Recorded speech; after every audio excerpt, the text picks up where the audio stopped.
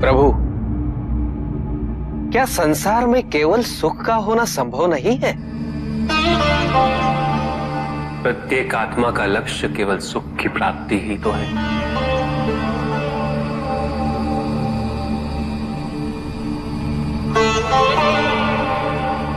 परमानंद की प्राप्ति। किंतु हम सुख नहीं, सुख को प्रदान करने वाली वस्तुओं को एकत्रित करना ही जीवन का उद्देश्य मान लेते हैं। ये समस्त संसार माया है, सब कुछ नश्वर है।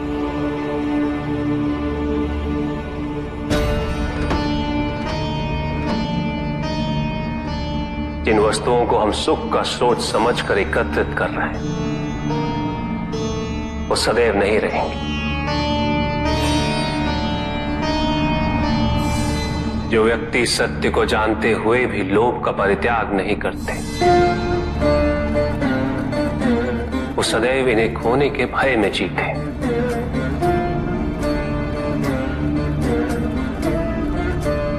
और जो व्यक्ति सत्य को जानते ही नहीं, वो अहंकार में जीते।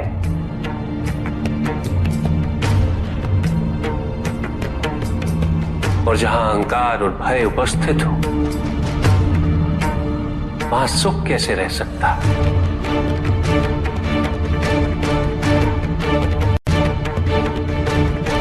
किसी को ये दुख है कि उसके पास कुछ भी नहीं, और जिसके पास सब कुछ,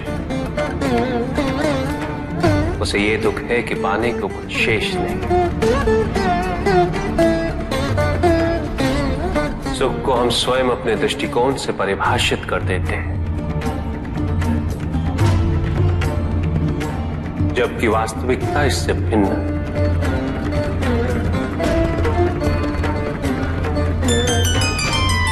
इसलिए आवश्यकता है अनासक्त रहने की। किंतु प्रभु, क्या आसक्ति स्वाभाविक नहीं है? पर दुख का मूल कारण भी तो यही है ऋषि भृगु। आसक्ति हमारे मन की शांति को छीन लेती, उसे भंग कर देती।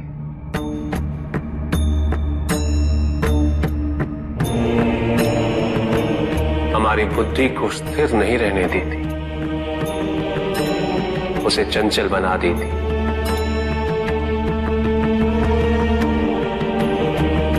आसक्ति से प्रमाद की उत्पत्ति होती, प्रमाद मद होता है, और मद अहंकार का स्रोत है। और अहंकार पूर्णतः शुभता में परिवर्तित हो जाता है,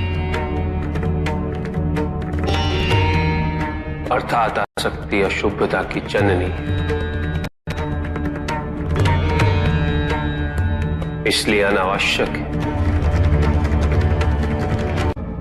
तो प्रभु, आसक्ति को अनासक्ति में कैसे परिवर्तित किया जा सकता है?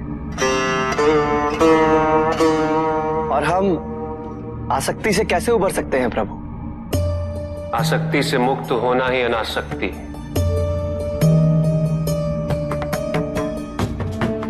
आसक्तिहीन होने के लिए अपने और पराये का भेद मिटाना अनिवार्य है।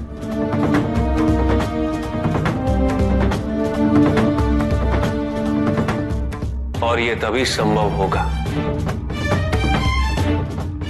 जब हम सुख की खोज बाहर नहीं, अपने भीतर करें। जब हम यथार्थ को पहचानें,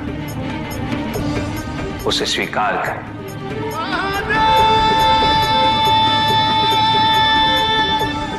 हम अपने सुख को सांसारिक तत्वों से परिभाषित नहीं करें। जब तक हम ऐसा करते रहेंगे, हम बंधते जाएंगे। जब हम स्वयं अपने भीतर झांकना आरंभ करेंगे, हमारी मुक्ति का मार्ग स्वतः प्रशस्त होता जाएगा। महादेव, आपने हमें दुख का कारण तो बता दिया, किंतु हम भाई के बारे में भी जानना चाहते हैं।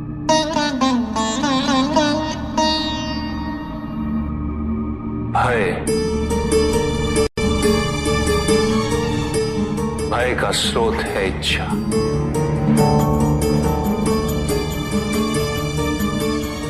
पाने की इच्छा होगी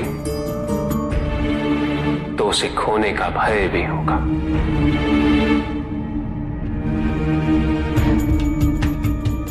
यदि जीवित रहने की इच्छा है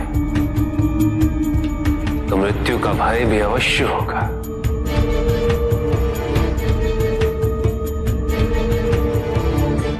किंतु केवल मनुष्य ही नहीं, देवता,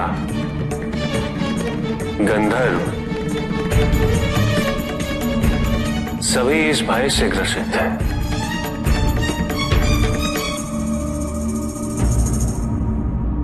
क्योंकि इच्छाओं से मुक्त कोई भी नहीं।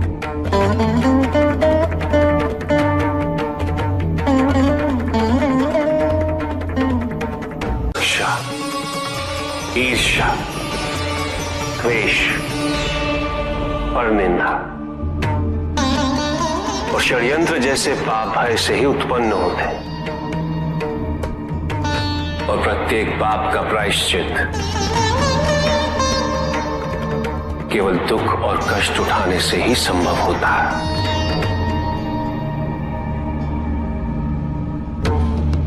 इसलिए भय भी अंत में दुख का कारण बन जाता है।